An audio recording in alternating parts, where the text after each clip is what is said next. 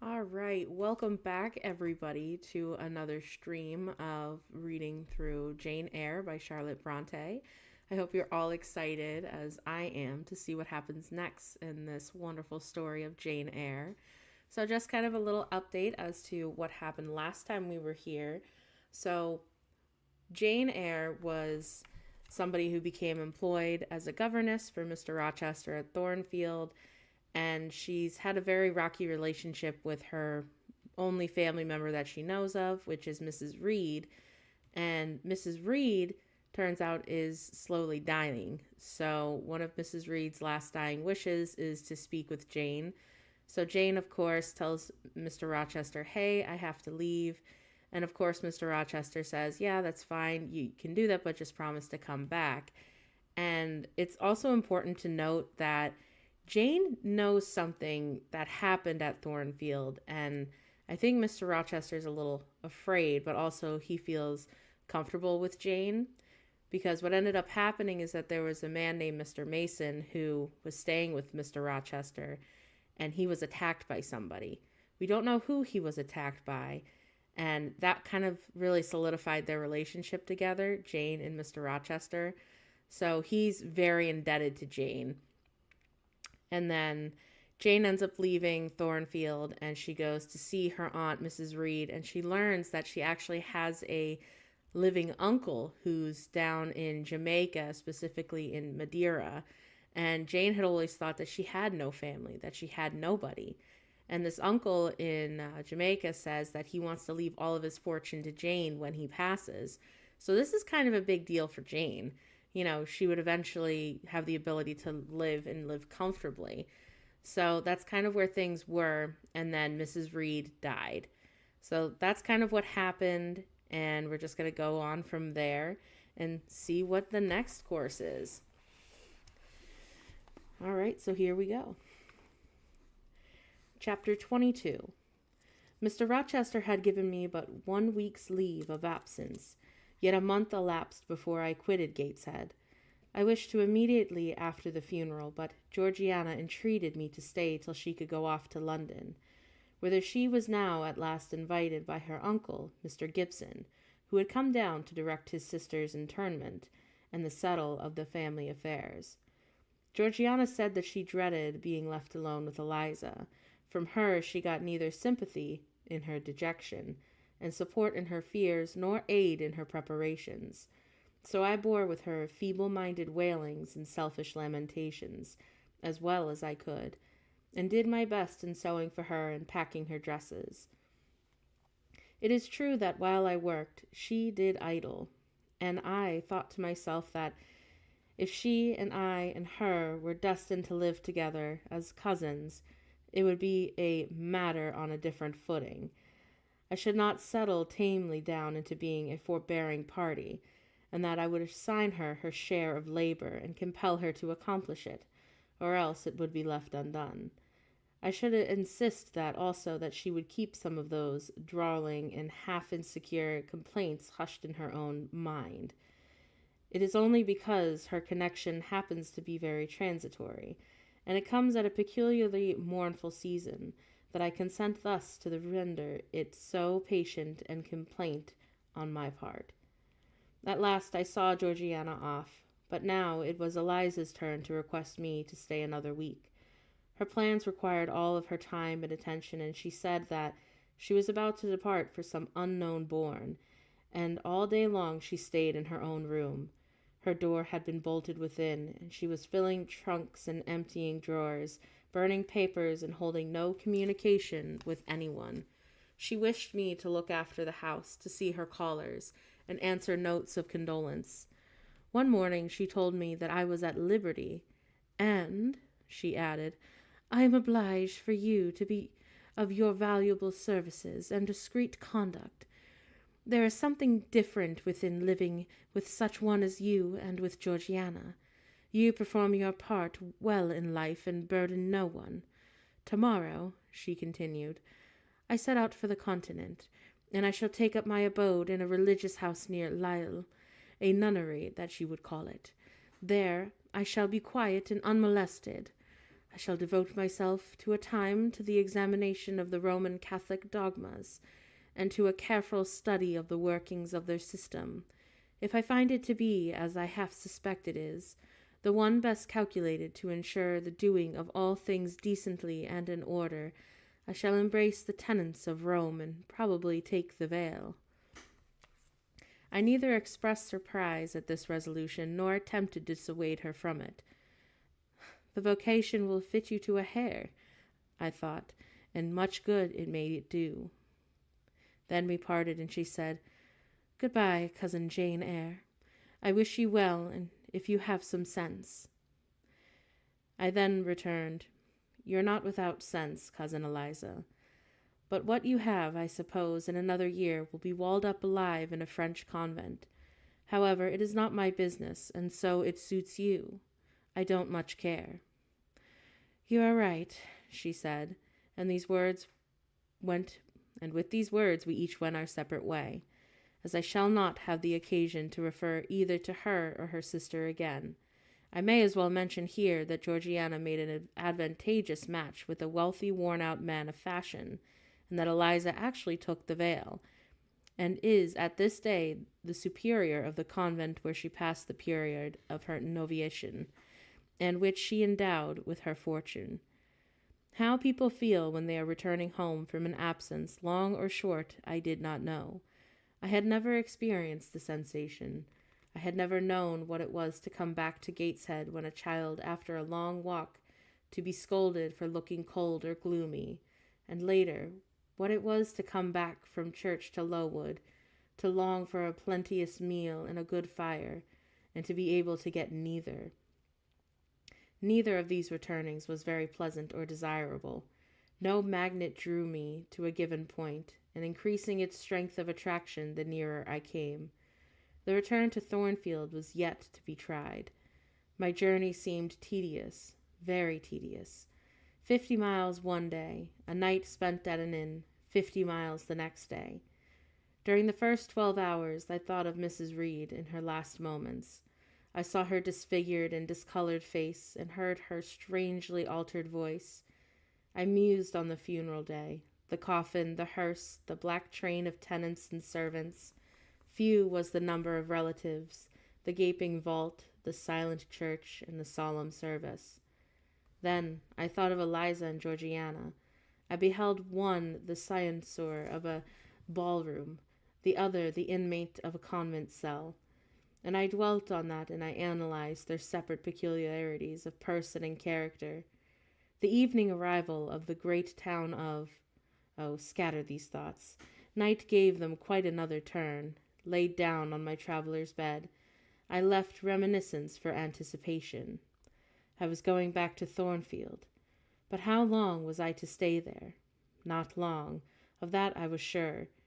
I had heard from Mrs. Fairfax that in the interim of my absence, the party at the Hall was dispersed, and Mr. Rochester had left for London 3 weeks ago, but then he was expected to return in a fortnight.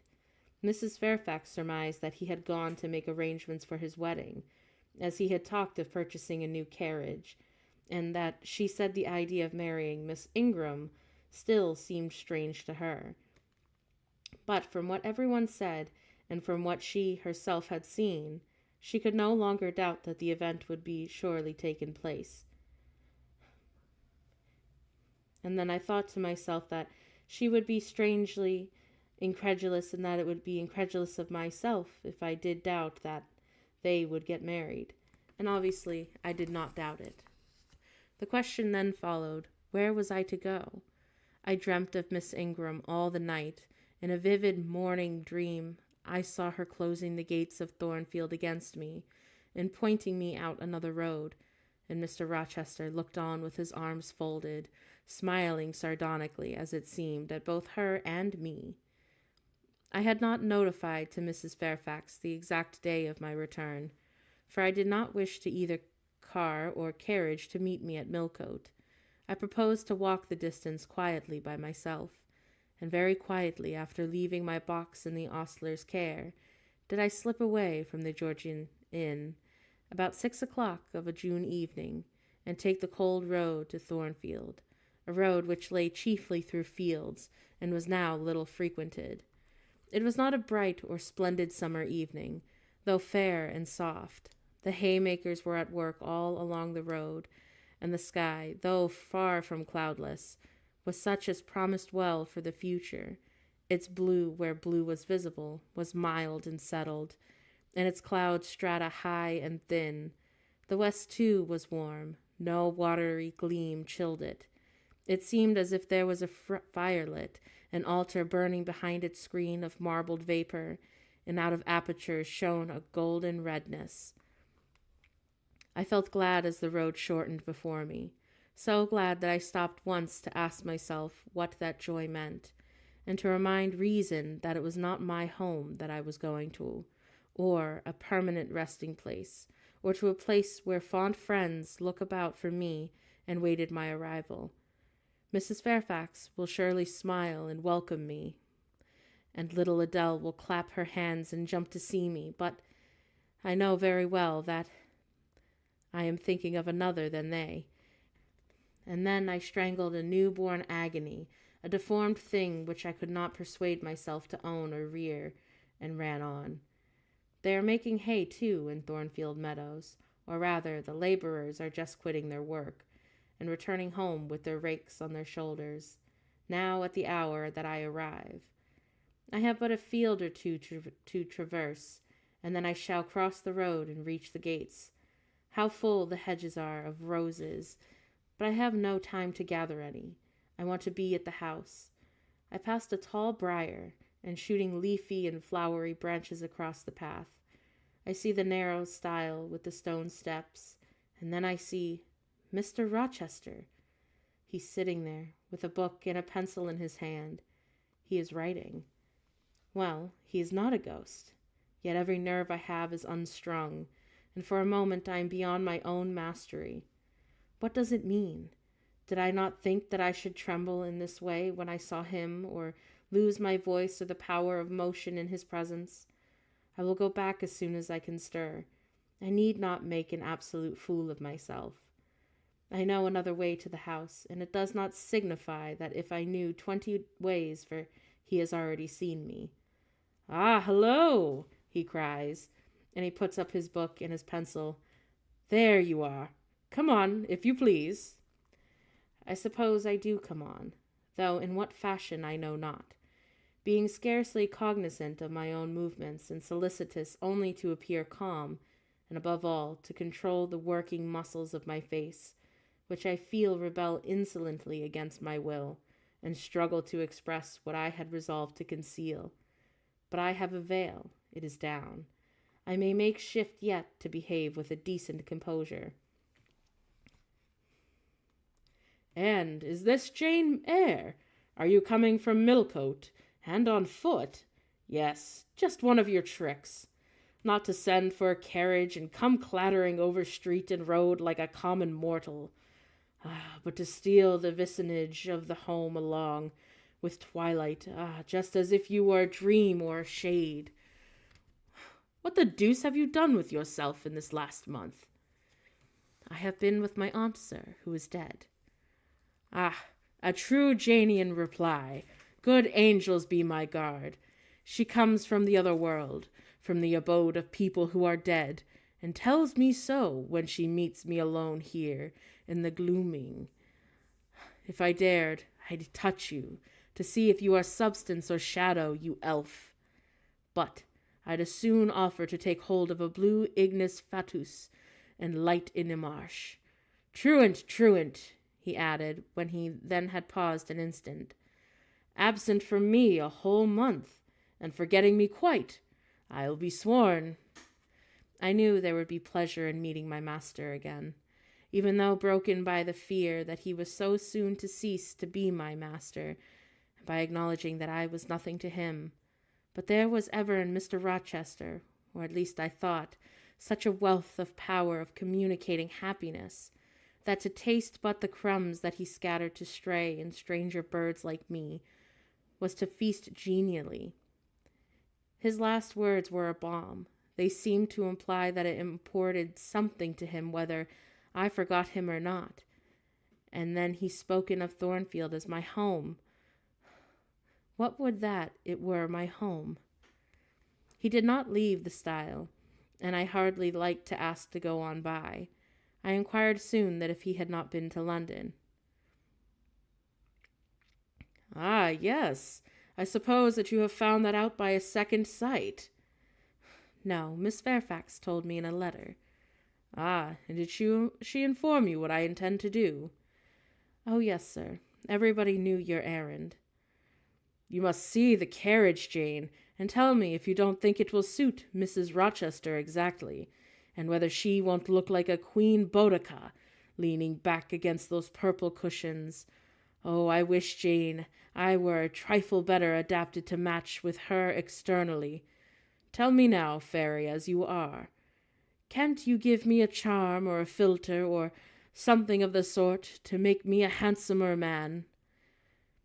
It would be past the power of magic, sir. And in a thought I added, a loving eye is all the charm needed. To such you are handsome enough, or rather your sternness has a power beyond beauty. Mr. Rochester had sometimes read my unspoken thoughts, and with an acumen to me incomprehensible, and in the present instance he took no notice of my abrupt vocal response, but he smiled at me with a certain smile that he had of his own, and which he used but on rare occasions. He seemed to think it too good for common purposes. It was the real sunshine of feeling. He shed it over past me now. "Ha! Pass, Janet," he said, making room for me to cross the stile. "Go up home and stay your weary little wandering feet at a friend's threshold." All I had now was to obey him in silence. No need for me to colloquialize any further. I got over the stile without a word, and meant to leave him calmly. And then an impulse held me fast. A force turned me around, and I said, or something in me said for me, and in spite of me, "Thank you, Mr. Rochester, for your great kindness. I am strangely glad to be back again to you, and wherever you are is my home, and my only home." I walked on so fast that even he could hardly have overtaken me if he tried. Little Adele was half wild with delight when she saw me. Mrs. Fairfax received me with her usual plain friendliness. Leah smiled, and even Sophie bid me bonsoir with glee. This was very pleasant. There is no happiness like that of being loved by your fellow creatures, and feeling that your presence is an addition to their comfort. That evening I shut my eyes resolutely against the future. I stopped my ears against the voice that kept warning me of near separation and coming grief. When tea was over and Mrs. Fairfax had taken her knitting, and I had assumed a low seat near her, and Adele, kneeling on the carpet, had nestled close up to me, and a sense of mutual affection seemed to surround us with a ring of golden peace, I uttered a silent prayer that we may not be parted. But when we were parted, as we thus sat, Mr. Rochester then entered, unannounced and looking at us, and seemed to take pleasure in the spectacle of a group so amicable that he said he supposed the old lady was all right now, and that she had gotten her adopted daughter back again, and added that he saw Adele was prête à accueillir sa petite Mame Angélisse. I half ventured to hope that he would, even after his marriage, he would keep us together somewhere under the shelter of his protection, and not quite exiled from the sunshine of his presence. A fortnight of dubious calm succeeded my return to Thornfield Hall. Nothing was said of my master's marriage, and I saw no preparation going on for such an event. Almost every day I asked Mrs. Fairfax if she knew yet or had heard anything had been decided. Her answer was always in the negative. Once she said that she had actually put the question to Mr. Rochester, and as to when he was going to bring his bride home. But he had answered her only by a joke and one of his queer looks, and she could not tell what to make of him. One thing specially surprised me, and that was there were no journeyings back and forth, no visits to Miss Ingram. And to be sure, it was 20 miles off and on the borders of another country. But what was the distance to an ardent lover? To so practised and indefatigable a horseman as Mr. Rochester, it would be but a morning's ride. I began to cherish hopes that I had no right to conceive, that the match was broken off, and that the rumor had been mistaken, that one or both parties had changed their minds. I used to look at my master's face to see if it were sad or fierce, but I could not remember the time when it had been so uniformly clear of clouds or evil feelings. If in the moments I and my pupil spent with him, I lacked spirits and sank into an inevitable dejection, he became even gay. Never had he called me more frequently to his presence, never been kinder to me when there, and alas, never had I loved him so well. Oh, wow.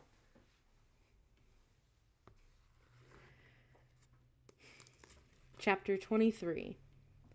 A splendid midsummer shone over England, skies so pure, suns so radiant, as were then seen in a long succession, seldom favor even singly our wave-girt land. It was as if a band of Italian days had come from the south, like a flock of glorious passenger birds, and lighted to rest them on the cliffs of Albion. The hay was all got in. The fields round Thornfield were green and shorn, the roads white and baked, the trees were in their dark prime, hedge and wood, full-leaved and deeply tinted, contrasted well with the sunny hue of the cleared meadows between. On Midsummer's Eve, Adele, weary with gathering wild strawberries in Hay Lane, half the day had gone to bed with the sun. I watched her drop asleep, and when I left her, I sought the garden. It was now the sweetest hour of the 24. Day its fervid fires had wasted. The dew fell cool on a panting plain and a scorched summit. Where the sun had gone down in a simple state, pure of pomp of clouds, spread a solemn purple burning in the light of a red jewel and a furnace flame at one point. On one hill peak and extending high and wide, soft and still softer over the half-heaven. The east had its own charm, or fine deep blue, its own modest gem, a casino and solitary star. Soon it would boast the moon, but she was yet beneath the horizon. I walked a while on the pavement, but a subtle and well-known scent, that of a cigar, stole me from some window. I saw the library casement open on a handbreadth. I knew I might be watched thence. So I went apart into the orchard. No nook in the grounds more sheltered and more Eden-like. It was full of trees, and it bloomed with flowers, a very high wall that had shut out the court, and on one side and on the other a beech avenue screened it from the lawn. At the bottom was a sunk fence, its sole separation from lonely fields, a winding walk bordered with laurels and terminating in a giant horse chestnut, and circled at the base by a seat, and led down to the fence. Here one could wander unseen. While such honeydew fell, such silence reigned, such gloaming gathered, I felt as if I could haunt such a shade forever. But in a threading the flower in the fruit parterres, and at the upper part of the enclosure, and enticed there by the light, the now rising moon cast on this more open quarter, my step was stayed, not by sound, not by sight, but once more by a warning fragrance. Sweet briar and southernwood jasmine, pink and rose have long been yielding their evening sacrifice of incense. This new scent is neither of shrub nor flower. It is, I know it well, it is Mr. Rochester's cigar. I look round and I listen. I see trees laden with ripening fruit. I hear a nightingale warbling in the wood half a mile off. No moving form is visible, no coming step audible, but that perfume increases. I must flee. I make for the wicket leading to the shrubbery, and I see Mr. Rochester entering. I step aside into the ivy recess. He will not stay long, and he will soon return whence he came, and if I sit still he will never see me. But no, eventide is as pleasant to him as to me, and this antique garden is as attractive, and he strolls on now lifting the gooseberry tree branches to look at the fruit, large as plums they are, and with which they are laden, now taking a ripe cherry from a wall, now stooping towards a knot of flowers, either to inhale their fragrance or to admire the dew beads on their petals. A great moth goes humming by me, and it alights on a plant at Mr. Rochester's foot. He sees it and bends to examine it. And then he has his back towards me, and he is occupied so. And then I thought to myself that if I walk slowly and I walk softly, I can slip away unnoticed. I trod on an edging turf that the crackle of a pebbly gravel might not betray me. He was standing among the beds at a yard or two distant from where I had to pass. The moth was apparently engaged with him.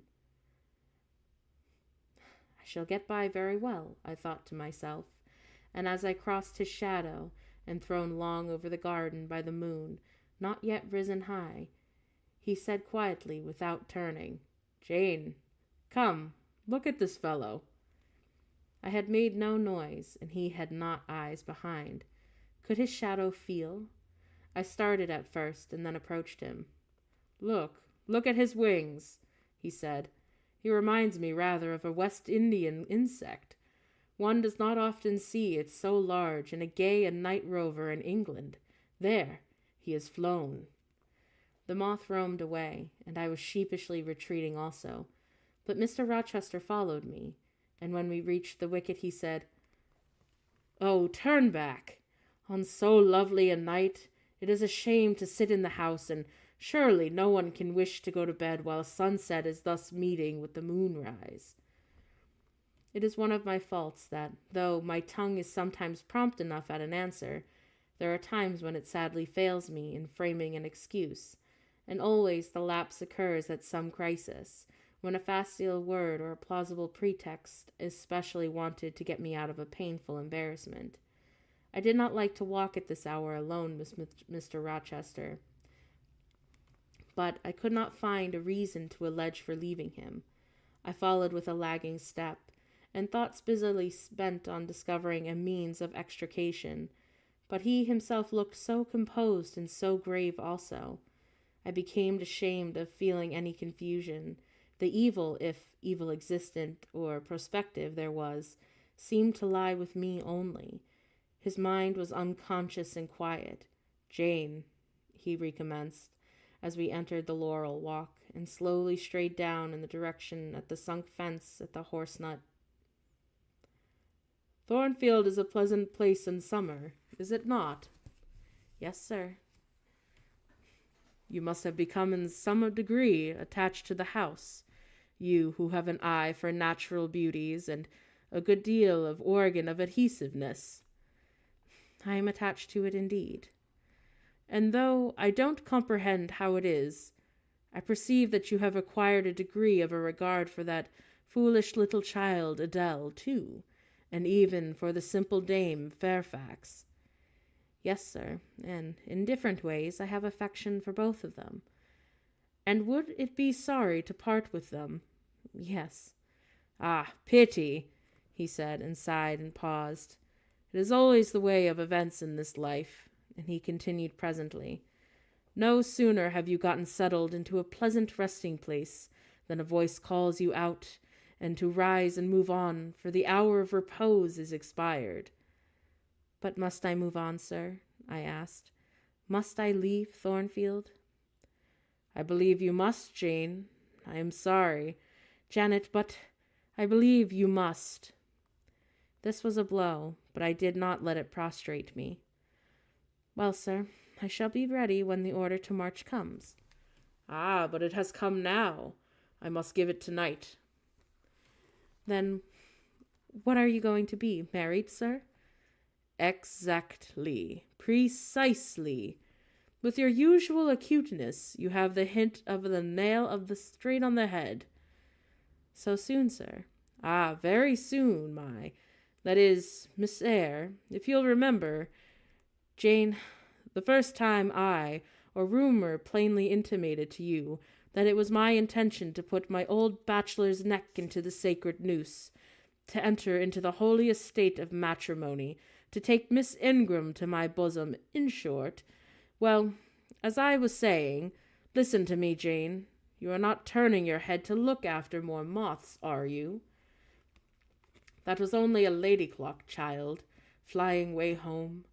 I wish to remind you that it is you who first said to me, with the discretion that I respect in you, with that foresight, prudence, and humility which befit your responsible, independent position, that in case I married Miss Ingram, both you and little Adele had better not trot forthwith. I pass over the sort of slur conveyed in this suggestion on the character of my beloved. Indeed, when you are far away, Janet, I shall try to forget it. I shall notice its only wisdom, which to such is that I have made it my law of action. Adele must go to school, and you, Miss Eyre, must get to a new situation. Yes, sir, I will advertise immediately, and in the meantime, I suppose you may stay here till I find shelter to betake myself to.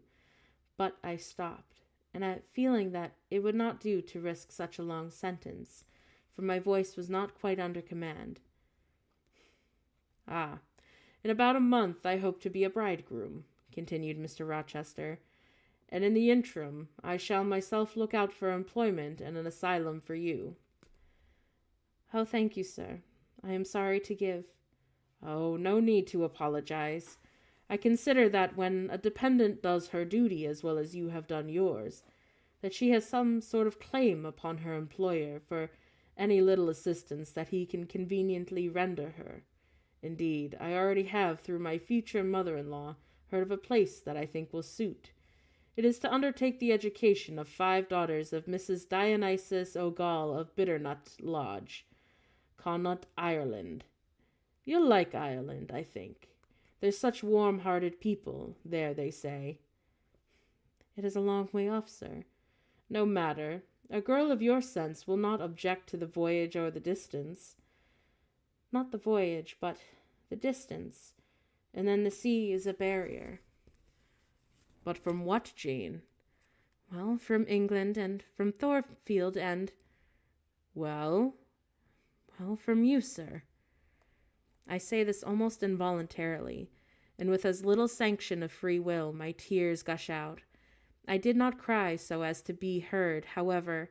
I avoided sobbing, and the thought of Mrs. O'Gall and Bitternut Lodge struck cold to my heart, and colder the thought of all the brine and foam and destined to be, it seemed, to rush between me and the master at whose side I now walked, and the coldest the remembrance of the wider ocean.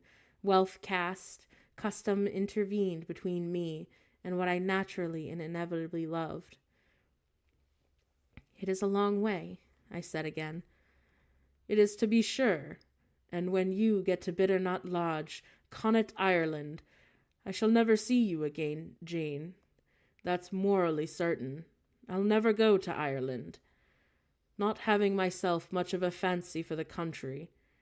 We have been good friends, Jane, have we not? Yes, sir. And when friends are on the eve of separation, they like to spend a little time that they have remaining to them, to stay close to each other. Come, let's talk over the voyage and the parting quietly in the half-hour or so, while the stars enter into their shining life up in the heaven yonder. Here is the chestnut tree, here is the bench at its old roots. Come, we will sit there in peace tonight, though we should never more be destined to sit together. He seated me and himself. It is a long way to Ireland, Jane, and I am sorry to send my little friend on such a weary travel. But if I can't do better, then how is it to be helped? Are you anything akin to me, do you think, Jane? I could risk no sort of answer by this time. My heart was still. Because, he said, I sometimes have a queer feeling with regard to you, especially when you are near me, as now. It is as if I had a string somewhere under my left ribs, tightly and inextricably knotted to a similar string situated in the corresponding quarter in your little frame. And if that boisterous channel and 200 miles or so of land become broad between us, I am afraid that cord of communion will be snapped, and that I've a nervous notion that I should take to bleeding inwardly. As for you, you'd forget me. That I never should, sir. You know. Impossible to proceed. Jane, do you hear that nightingale singing in the wood? Listen. In listening, I sobbed convulsively, for I could repress that I endured no longer.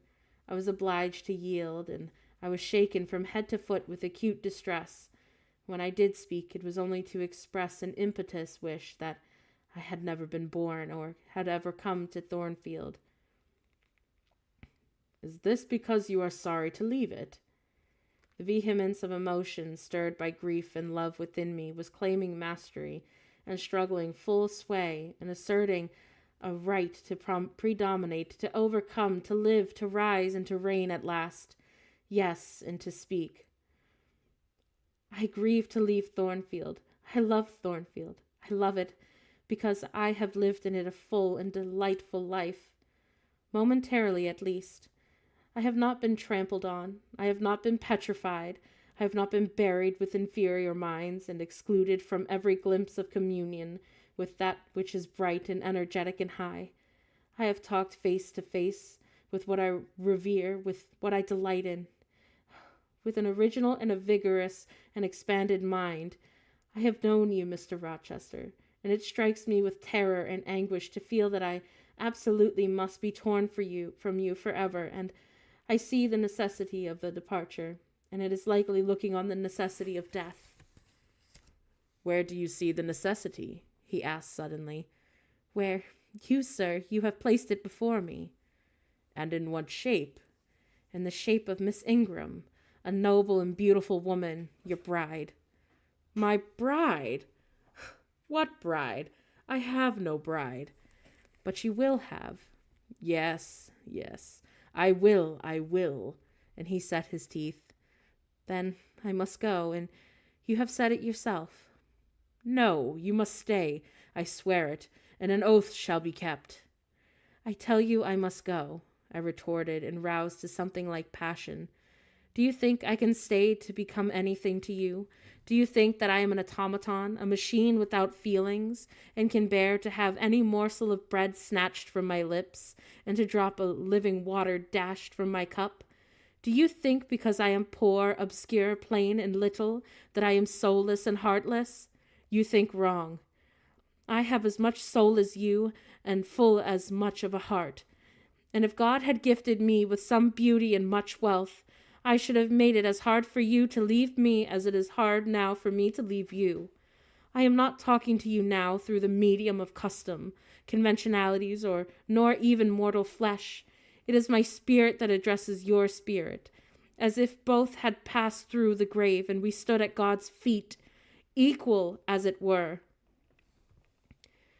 Ah, as it were, repeated Mr. Rochester. So, he added, closing me in his arms, gathering me to his breast, pressing his lips to my lips. Oh, so, Jane. Yes, so, sir, I rejoined, and yet not so, for you are a married man, or as good as a married man, and wed to one inferior to you, to one with whom you have no sympathy, whom I do not believe you truly love, for I have seen and heard you sneer at her. I would scorn such a union. Therefore I am better than you. Let me go. Where, Jane? To Ireland? Yes, to Ireland. I have spoken my mind, and can go anywhere now. Oh, Jane, be still. Don't struggle so, like a wild, frantic bird that is rending its own plumage in its desperation. I am no bird, and yet no net ensnares me. I am a free human being with independent will, which I now exert to leave you. Another effort set me at liberty, and I stood erect before him. And you shall decide your destiny, he said. I offer you my hand, my heart, and share of all my possessions. You play a farce which I merely laugh at. I ask you to pass through life with me at my side, and be my second self and best earthly companion. For the fate that you have already made your choice and must abide by it. Jane, Be still a few moments. You are overexcited, and I will be still too." A waft of wind came down from the laurel walk, and trembled through the boughs of the chestnut. It wandered away to an indefinite distance, and it died. The nightingale's song was then the only voice of the hour, and in listening to it again, I wept. Mr. Rochester sat quiet, looking at me gently and seriously.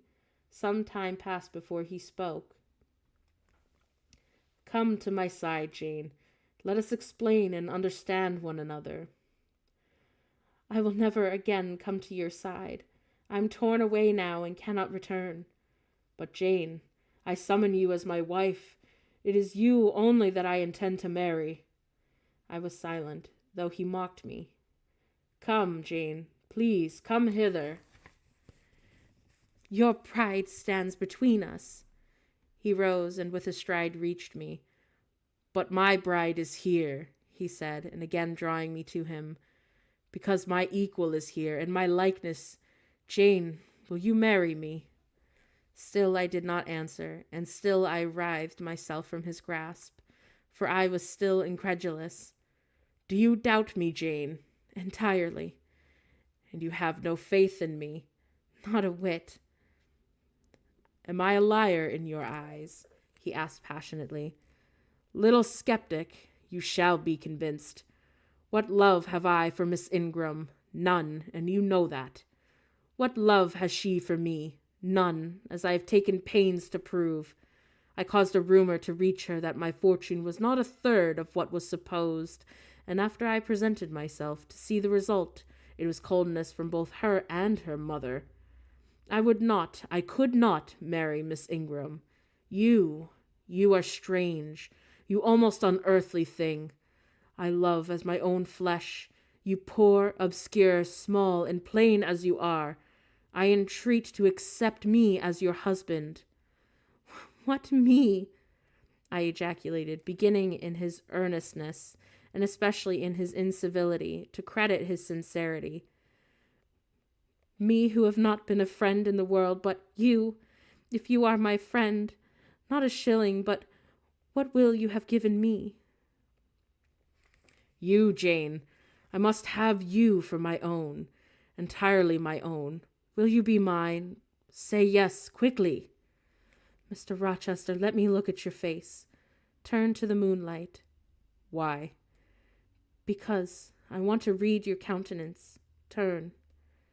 "There, you will find it scarcely more legible than a crumpled, snatched page. Read on, only make haste, for I suffer." His face was very much agitated and very much flushed, and there were strong workings in the features, and strange gleams in the eyes. "Oh, Jane, you torture me," he exclaimed, "with that searching yet faithful and generous look. You torture me so."